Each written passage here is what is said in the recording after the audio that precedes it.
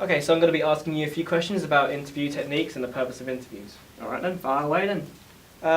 What are the 2 interviews that you looked at and researched? Well, I was part of a group for the research and analysing, so we decided to analyse the infamous Jeremy Paxman and Michael Howard interview from Newsnight in 1997, and we couldn't find the whole series of interviews, but from the clip we found, we decided to analyse the apology sequence from one of the Frost and Nixon interviews from 1977. Yeah. What are the main purposes of conducting an interview? Okay, all right. Let's see. The purposes of any interview would depend on the type of interview that is being done. For example, research. Interviews that are designed for the purpose of research will be giving you knowledge, will give the audience knowledge of information that they might want.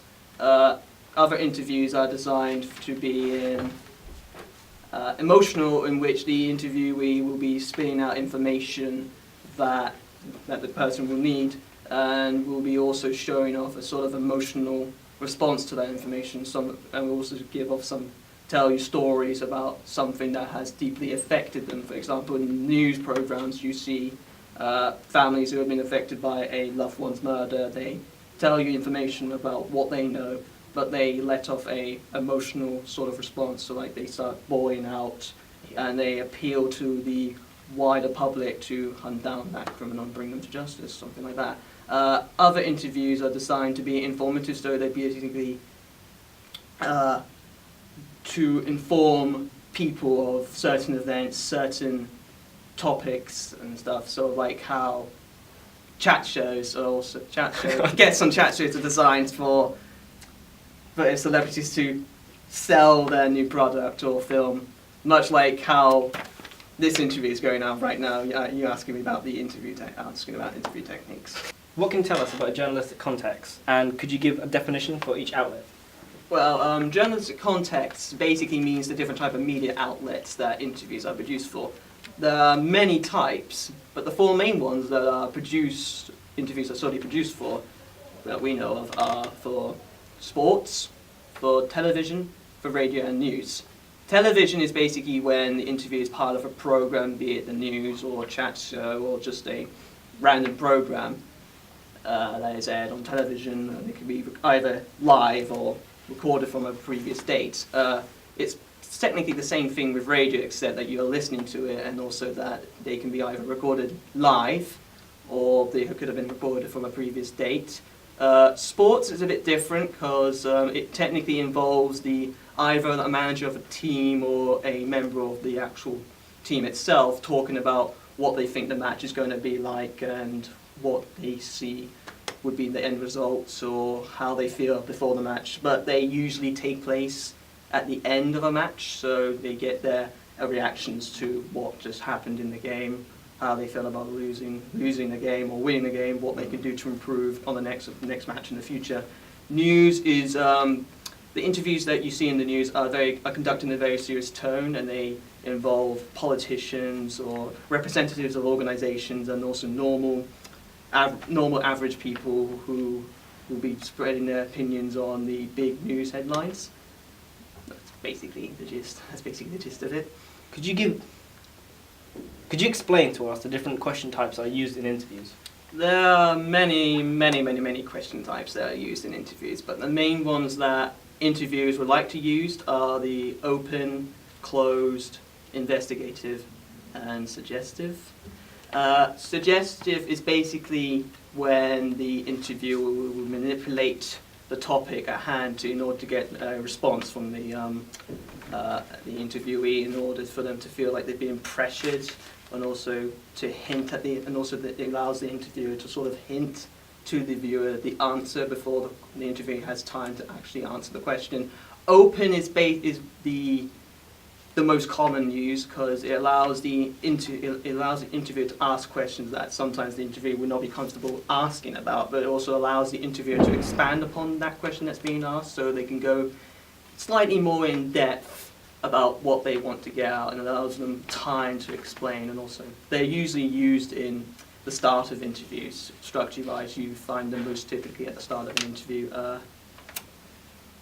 Closed are very similar to the vein and suggestive of that. They are designed, the closed questions are designed not to allow the interviewee time to answer. They're more sort of straight to the point, very much like, did you, and they can be, say like, did you threaten to overrule somebody in this case or something? Did you threaten to kill him? Did you threaten? They're very much like a very simple yes or no answer. That's basically just.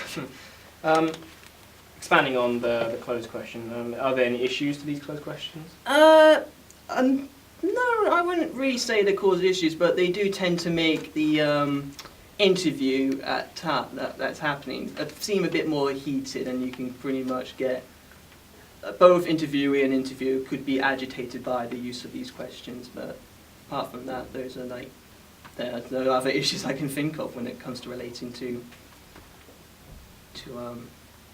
closed questions. Open, there's no real issues with it. Suggestive is very similar to that of closed, is that it could make an interview far more heated than it needs to be. Yeah. Why is it good to have good communication skills within interviews? It is vitally important to have good communication skills because it can mean the difference between a very professional looking interview but also the difference between an interview being very amateurish and not very well produced in the audience. And a good way to have good communication skills is to have for an interview to have active listening and also to good body language between both the interviewer and interviewee, and also to build a rapport with the interviewee. Building rapport basically means you're kind of building a sort of relationship with the interviewee, but it's not sort of like a buddy-buddy type relationship. It's more like getting the interviewee comfortable with the environment that they're in, more sort of making them less nervous with the situation, and active listening is a very important thing for an interview because it allows them to, well, as it states, it allows the interviewer to listen to what the interviewer is saying, but active listening is also a very good skill if you want to ask questions that are not scripted, because that way, if you can pick up on certain facts or topics that the interviewer just brings up suddenly randomly, like say, oh, I've seen this person was a bit such and such at this party, and then the interviewer can then quickly lapse onto that and then have that sort of be a discussion that sort of deteriorates away from the main topic at hand, but is allowing them to gain more information from that interviewee. Body language is vitally important because body language is particularly important for an interviewer because if you have good body language, it means you can show respect, show that you're listening. Say if a interviewer is slouched, sort of like this, he's not. You can pretty much tell that he's not particularly interested. He's not being very respectful. He generally will be a bit nervous or like not really interested in what he's asking or what he's listening. But if you have him sit up a bit like this, then he's interested, he's listening, he's being respectful. A good way to show respect is by the interviewer having mirrored the interviewee's body language. So basically, if he sat the same height, the same eye level, almost near the same, it shows that he's being respectful and he's listening. He's interested in what the interviewee has to say. And it also shows that neither one of them is dominating the interview. So body language as a whole and communication skills is vitally important. Could you explain to us how an interview should be structured? A typical interview should be structured with introduction to development questions, confidence building, key questions, sound bites,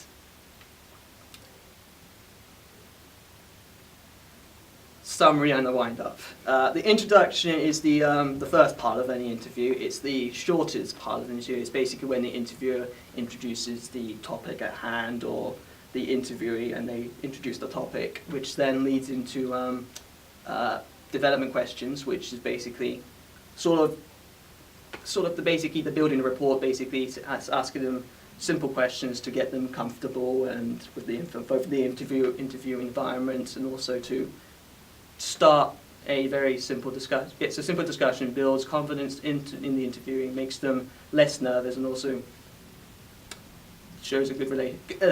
I'm just repeating myself with this one. Confidence building is basically what I just said, that there's these type of questions they will ask, very basically open questions about the topic at hand, so it allows some depth and some the interview to go a bit in depth, and also to show a sort of relationship, sort of a good relationship between the interviewer and interviewee. Then this then goes straight into key questions, which is the meat and gritty part of the interview, is where it's the thing that everybody is tuning in for. So like, it's the lengthiest part of any interview, and a lot of these can go into depth. A lot of question types would be used, like closed, suggestive, investigative, in order to get the truth out of the interviewee, and also sometimes this can lead into heated interviewing interviews, and is when I'm just repeating myself with this one, so I'm so sorry. The sound bites is not a part of it. It's not really a part of an interview structure, but it's usually key moments or sounds or audio or what somebody said, which are used in like the promotional trailers for like an interview show, chat show, or part of the channel promotional video. So like in like the BBC One promotion, the BBC promotion video, you see some clips from the Graham Norton show, the One Show, usually are very light-hearted, funny moments from those interviews. And then sometimes you use like the key heated moments from a Newsnight interview that would be usually put in there just to show that the channel has a very serious tone as well. The summary wind-up, I put those in the same category because they're both near. They can both be near the end of an interview, but also near the end of a chat show. So the summary is basically the part where an interviewee just basically has a one last chance to be able to sell what they want, what they came onto the interview for. So like if they came on the chat show or on the interview show just to promote their new film, then they have one last opportunity as to why the audience should spend their hard-earned money to go and see that film, or an artist will have to explain why they should spend their hard-earned money to buy that latest album or single. And yeah, it's like the introduction. It's not that long. It's a very short piece, but it's a good way to end off the interview. And the wind-up is the very end, with the interviewer thanking his interviewee for coming onto the show, or interviewees for appearing on the show.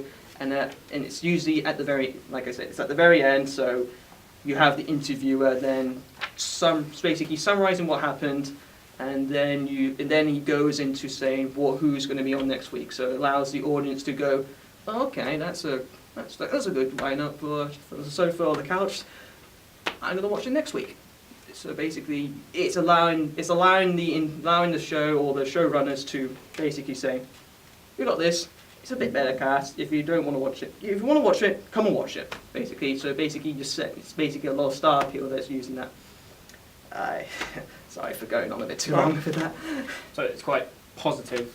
Yeah, it's a positive way to end the interview with stuff like Newsnight. The interviews may be heated, but they're never heated enough to be like they're attacking each other. They know that the interviews know they're just going to trying to get information out of them. But yeah, it usually does end positively, but they have negative interviews, but they don't affect. It doesn't really.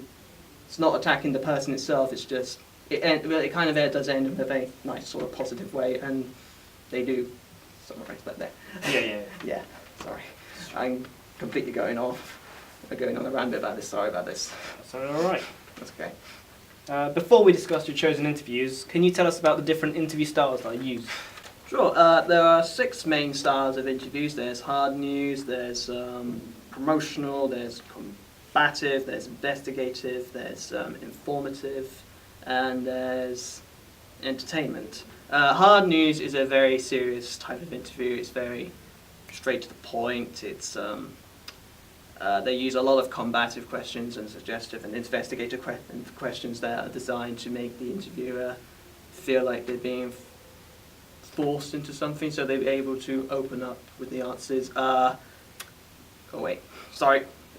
There's hard, light-hearted, entertainment, combative, investigative, entertainment, and promotional. Sorry, just recorrect what I just said.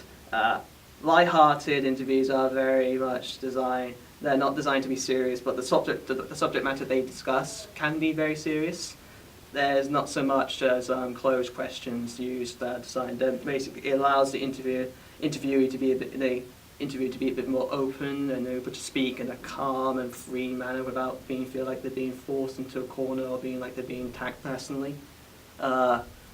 Promotional interviews are designed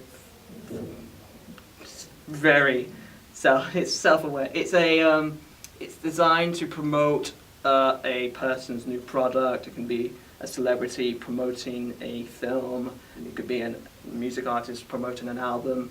It's designed to promote something to the audience about making them interested and they wanted to go and see it. Entertainment is very much similar to light-hearted and promotional as that.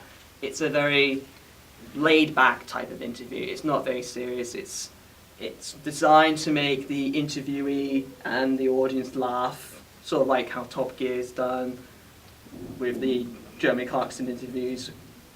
Like, he doesn't know what he's going to say with the interviewee guests. But it works. But it works in that type of context because everything else is serious, and when it comes to the interviews, it's just super unprofessional. Yeah. But it works somehow. Let's see. Combative is a type of interview, much like it was just seen on news and programs like Newsnight and stuff. It's very much designed to make the interviewee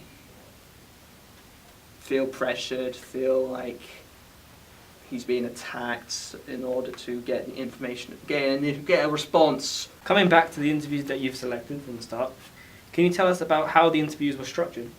Oh yes, like I said, an interview structure has the introduction, the development questions, the confidence building, the summary, the wind-up, and sometimes a soundbite. But with the Jeremy Paxman and Michael Howard interview from 1997, it was part of a program, so it would have been halfway through the program, so there wasn't really any introduction to the overall show. But the interview didn't start off with a sort of like, here's Michael Howard or something or whatever from this party, he's been doing this, he's here to talk about this.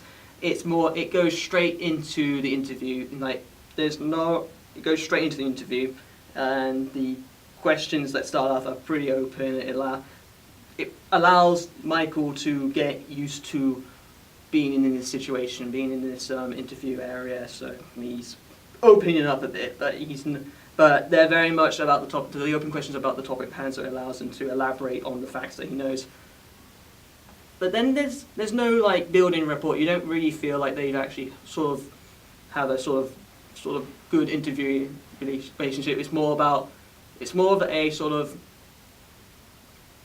Paxman is not shown as being friendly with Howard. It's sort of like he's just there to get information out of him. He wants to know he wants to know everything that he can get. He wants to know as much as he can from Howard, and Howard, it builds up into this heat. It keeps building up heatedly. Then after that development questions, it goes straight into the nitty gritty. So it goes straight into the key questions. It's not like it doesn't sugarcoat, and Paxman doesn't sugarcoat this. He goes straight in with these combative and suggestive questions, and he's very much, as I describe it, he's sort of almost attacking Howard to get the information that he wants out of it. So a lot of combative, a lot of closed questions are used. I'll go a bit into detail on that later on, but there's no real summary or wind-up with this interview. It's very much it's in a program. It's in Newsnight, so there's going to be a series of interviews with different people in different points of the program. So there's no real need to summarize what just happened, because that will come probably late at the end of the program, and there's no real need for a wind-up. So you don't really feel a sense of conclusion with the interviews. It just ends abruptly. With the Frost and Nixon interview, this is a pretty different story, because it's a very interesting thing about the Frost and Nixon interview is that the Frost and Nixon interview was a part of a series of interviews that were made in 1977. So, and this interview, clip of the interview that we found was from the final interview that was produced which was produced in a series of a month. But I could assume that they would have followed the style, would have followed the typical structure. So, like introduction, they would have introduced, said, summarised what they're going on, had a bit of development, got straight into key questions. But in this one, it feels more, from what we can tell, it feels more. It's part of in the key question. It's in right in the middle. It's in the nitty gritty, but there's no real key questions being asked. So it's the part of the interview which Frost gets Nixon to apologise for everything that he's done in his term as president. Because during this, he was trying to get Nixon to apologise for what he did because of his allegations of him being part of the Watergate scandal, for what happened with the Vietnam War, what happened as president, what he could have done in his term to actually prove upon everything. Do you think that Frost's techniques were effective? I think Frost was very professional in that. I think like he wasn't being, from what I could tell, from what I've known and what I've looked up, Frost was very professional. He thought about the questions he asked. He thought about everything he needed to do. I don't think he was being combative in any. I don't think he was being overly combative. I feel like, because thing is something here to say. When these interviews were aired, Frost was not. He was well known in Britain, but I don't think he was well known enough around the world. So when he did this interview with Nixon, you can pretty much tell, like in the early interviews that they did, Nixon had control. He had control of the interviews. He avoided all the most of the questions that Frost were trying to link, suggestively linking him with the Watergate scandal, and also sort of criticising his term as president. And this, you could say, was because of that. Nixon was afraid of his identity, his what he was. A former president, he would still have a bit of power. He would have a bit of power, a bit of respect. He was afraid of his image. You can tell that he was afraid of letting his image being tainted. So he avoided these questions, and he avoided the questions. He had control because, and you can tell that Nixon, in that sense, Nixon dominated in sheer power because of this sort of rookie interviewee that he never really heard of. Like, we would have probably never heard of him.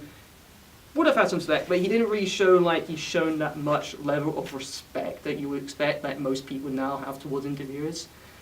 So in this last interview, it changed. Frost did something different. He got his research. He worked with his research team, and they discovered He discovered reports, and folders, and everything with facts which actually say that Nixon was covering up these scandals, that was covering these scandal up. And when Nixon found out, when Frost actually stated that, when he asked that question, I think in the last interview, I can't tell you when it happened, which part of the interview it happened, but I would have think that the reaction from Nixon would have been of shock, would have been of that this rookie, sort of unknown interviewer suddenly gained the advantage. And Frost did. Frost gained the upper hand. He had control of the interview. And then, within that instant, it became more combative. It became a bit more critical. It became more combative towards Nixon, of criticizing his terms and why he did what he did. And this then led into Frost sort of not really demanding or ordering, but it's more suggesting of, because he, as the interviewer, is representing the people at home who are watching this interview.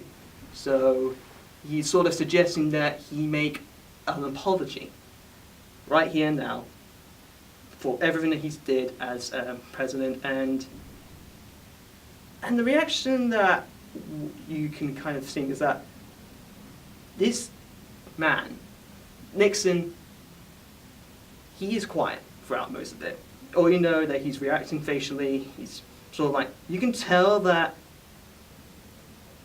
You can see in his facial expression that he's thinking about what to say next and how not to embarrass himself because he's been found out, and you can say that in his face that he's a lot of can tell that he's regretted about what he just did. He's thinking about what he needs to say next and how he could somehow make it up.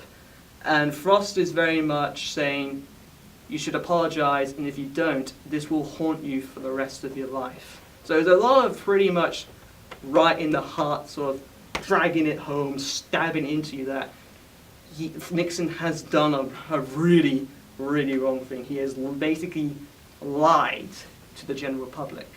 And when Nixon finally does apologize, it's all the more heartfelt for that, because you can turn his face and his tone of voice that he regrets that decision. He regrets it. He's got a lot of sorrow, regret. What is the rule of thirds and why is it used in interviews? The rules of third allow for more balanced and interesting compositions for interviews for the audience to watch. They have the interviewer position on the hypothetical right third, and the interviewee on the hypothetical, I think, on the left third. So like how we're in position right now. Okay, well, thank you for having us.